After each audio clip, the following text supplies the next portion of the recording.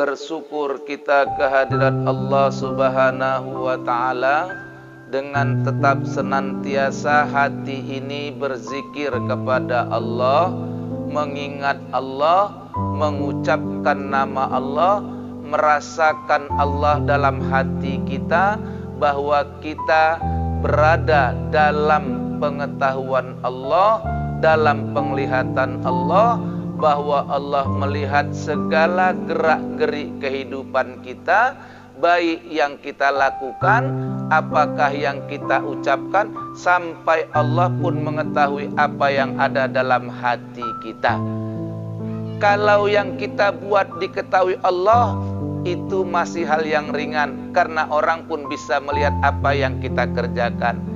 Kalau Allah mendengar apa yang kita ucapkan, manusia pun masih mendengarkan apa yang kita ucapkan.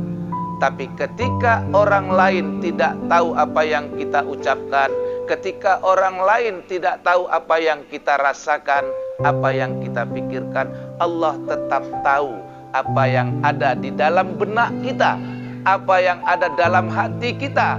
Maka amalan tidak cukup hanya dengan ucapan, dan amalan pun tidak cukup hanya perbuatan, tapi amalan itu harus memiliki unsur batin dan hatinya yang orang lain tidak tahu tapi Allah tahu. Bahkan ketika amalan kita, ketika ibadah kita itu tidak disertai dengan hati yang ikhlas, maka tidak sampai kepada Allah. Bahkan sholat kita pun yang kita kerjakan tidak dengan keikhlasan, tidak dengan zikir kepada Allah, tidak sampai kepada Allah, dan masih masuk ke dalam kelompok orang yang rugi di dalam surat Al-Maun.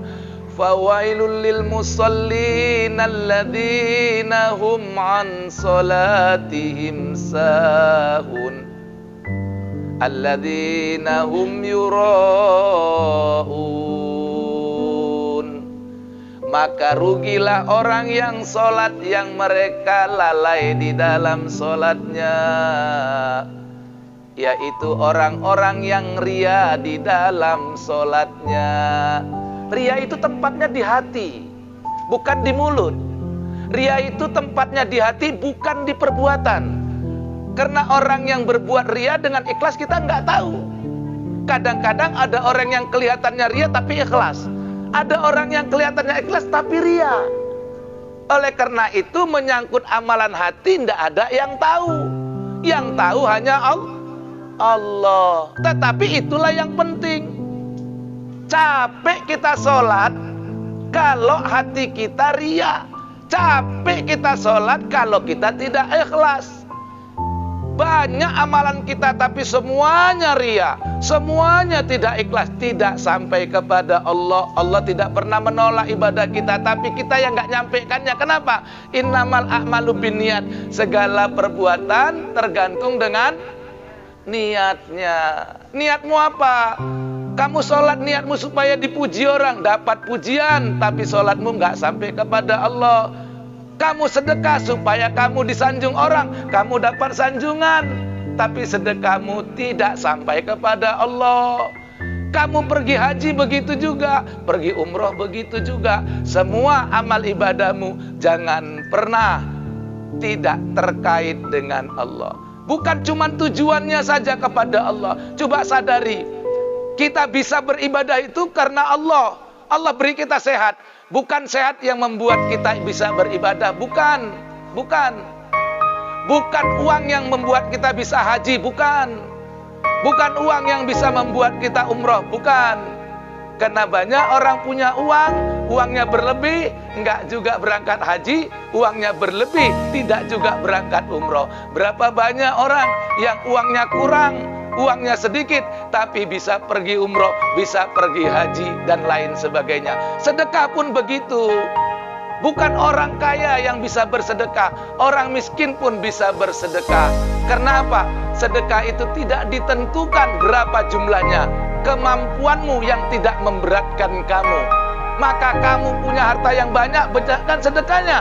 Bagi kamu yang punya sedikit pun sedekahmu memadai. Allah tahu batas kemampuanmu. La yukallifullahu nafsan illa wus'aha laha ma kasabat.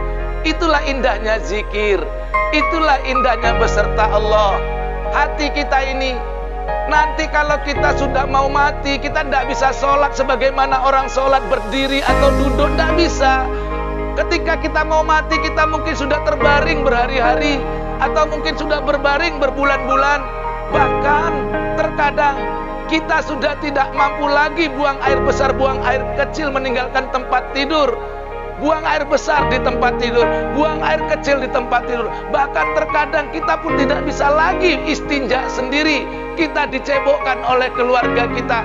Pada saat seperti itu, kita masih tetap bisa beribadah sebenarnya, ya kan? Hati yang tetap senantiasa berzikir kepada Allah, mengingat Allah. Tapi kamu tidak bisa berzikir begitu kalau kamu tidak latih zikirnya ketika sehat. Kamu bisa berzikir kepada Allah waktu sakit, ketika waktu sehat kamu latih zikir itu.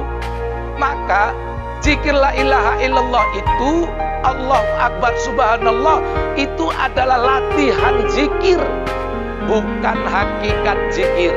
Hakikatnya itu merasakan kehadiran Allah. Itulah hakikat zikirnya. Kita mengucapkan, itu latihannya.